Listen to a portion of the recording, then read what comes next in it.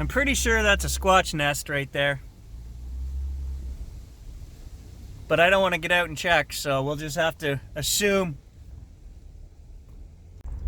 Nobody ever said this guy wasn't a lazy squatch hunter. You know those road hunters that don't get out of the truck, they just wait for the moose or the deer to come right out on the road?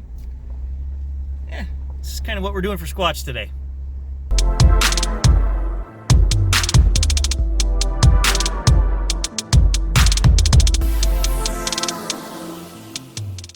Hey guys, today's adventure brought to you by unfrequentedworld.com.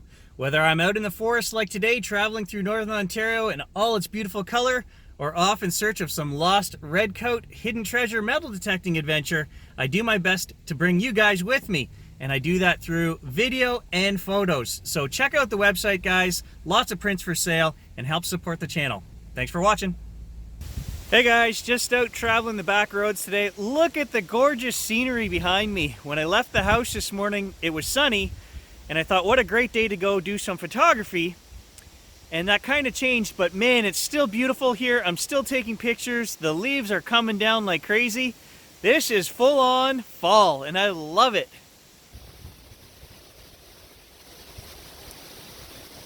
Absolutely amazing out here today.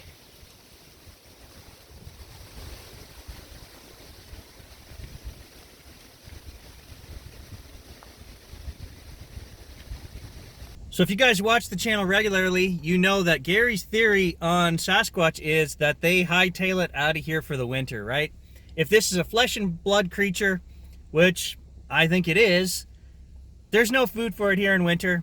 The snows are too deep, the winters are just too cold. We go down to minus 40 degrees Celsius, and a lot of the stories that people tell up here and a lot of the accounts happen in the fall. So I honestly believe that these things are even more north of here, where there are less people, but when cold times, hard times come, they travel through our region and head southwards.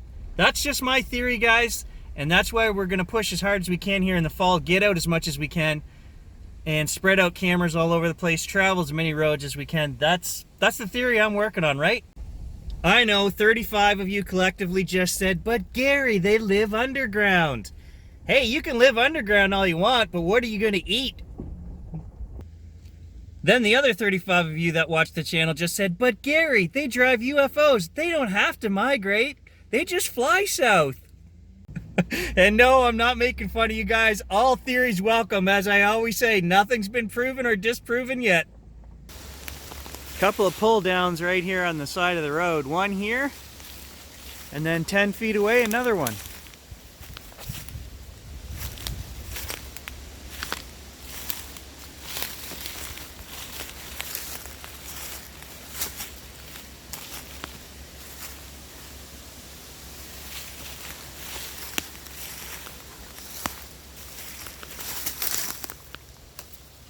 This one's actually underneath a log right here.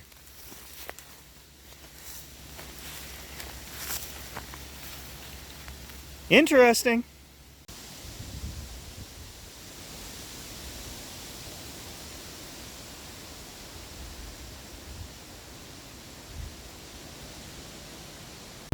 There's another one looped over. The one with the green leaves on it right there, it's a loop.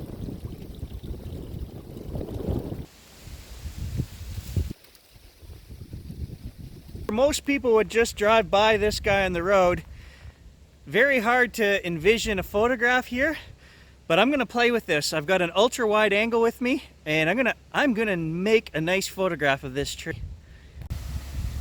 There's kind of a better view. It's an old one, that's for sure.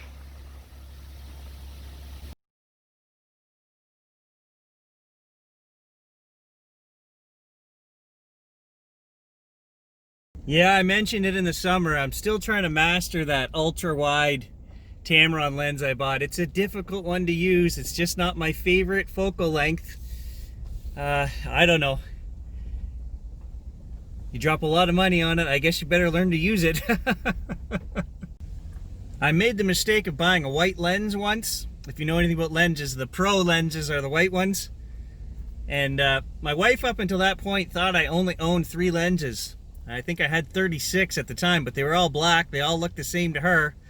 And as soon as I dropped a couple grand on that white one, she knew the gig was up. You bought a new lens. I only did that once.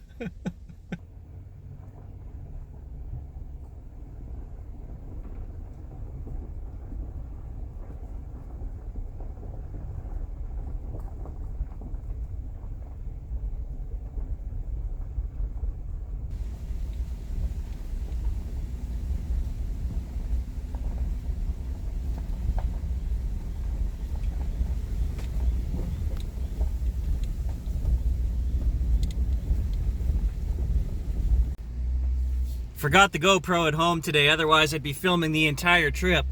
So I've been driving for a few miles holding the phone up, but hopefully nothing runs across the road when I put the phone down.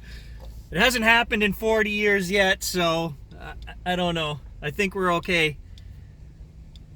But normally I mount the GoPro right in the dash here and we get the entire trip recorded, and that way if I see something run across the road, we're guaranteed to get it.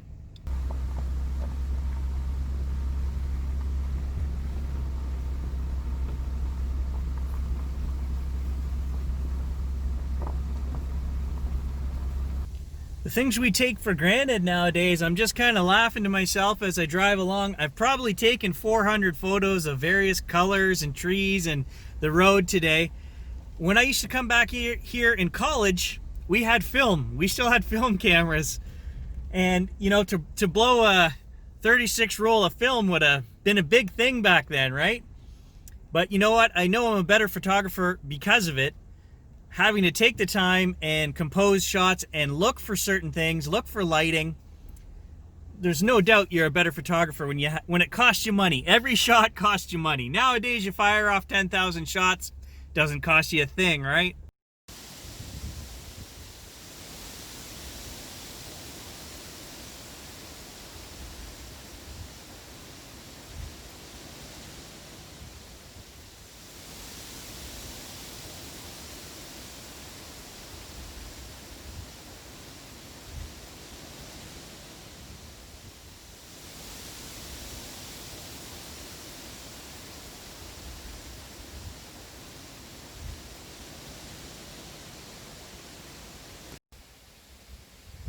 Brought a real bush lunch today. I got some pizza. It's fantastic. Better than an old dry sandwich, let's put it that way. Man, it's so peaceful here. All I can hear is some birds and the wind and the leaves. Smells like fall. Lunch and a nap. Another break right there. We've passed about a dozen of them. They're all about 8 feet up there. I don't know.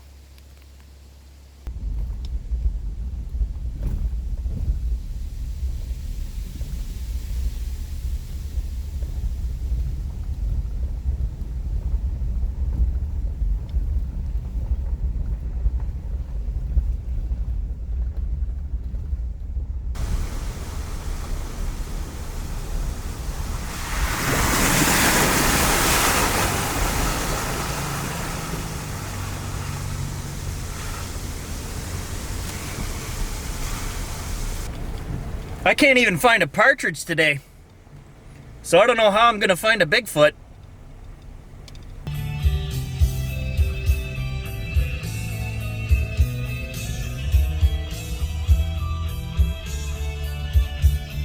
Little forest music.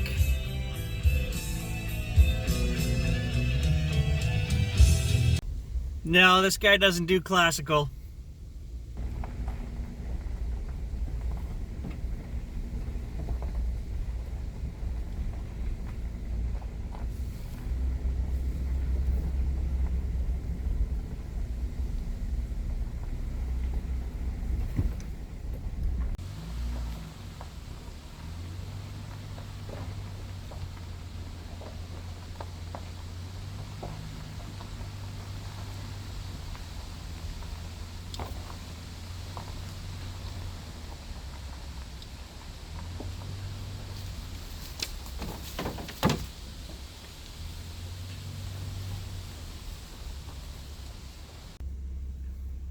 I'm seeing all kinds of stuff broken and snapped off here. and it's the small whippy stuff, you know, the size of 1 finger, 2 fingers. That stuff should blow around in the breeze and not break off. So I don't know, is it deer, is it moose? I'll show you guys a few pictures. I've also seen a few bigger ones, 3-4 inches around, bent over, same as we always do. I'm going to show them to you. I'm going to leave it up to you guys to draw your own conclusions. I'm just pointing out what I find.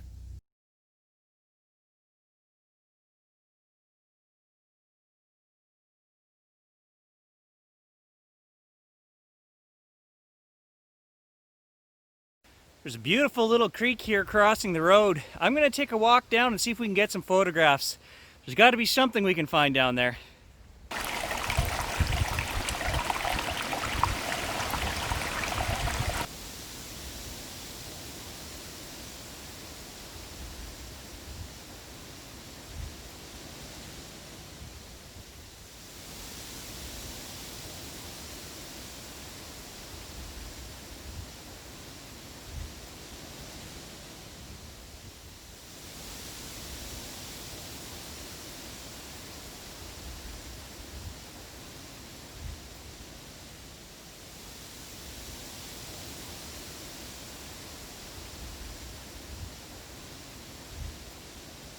I know a place, if I can find it again.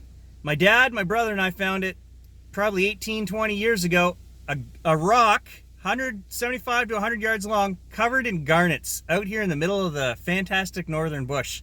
You could take a little rock hammer and you could get garnets as big as your thumb. So I think tomorrow we're going to go look and see if we can find that. Always an adventure on this channel of some kind. And we're going to get out metal detecting again before the end of the season too. I just haven't had time, guys, but I'm itching to go metal detecting. So I have to think of somewhere good, and we're going to do that as well. So stay tuned for those.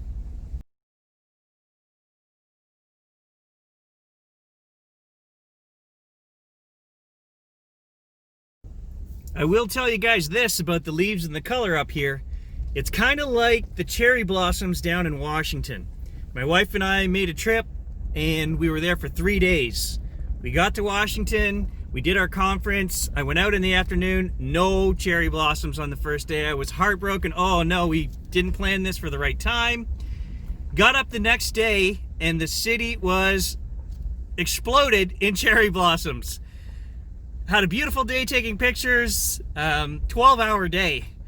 The next day I got up before I left. I thought I have lots of time to go get some more shots, and they were already pretty much down on the ground at that point. It was the luckiest trip of my life. I had no clue that these things blossomed and fell off pretty much in a day and a half, and they were done. So I'll tell you guys, up here it's about the same.